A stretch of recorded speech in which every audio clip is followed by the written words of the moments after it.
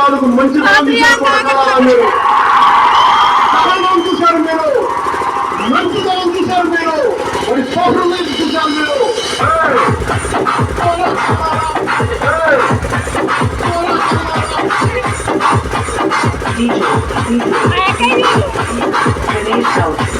బాబు ఈ రోజు నుంచి యుద్ధమే.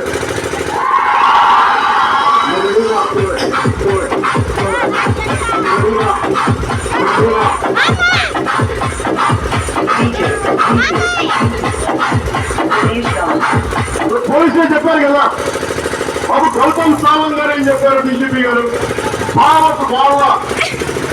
స్వేచ్ఛని ప్రకటించారు. నేను కూడా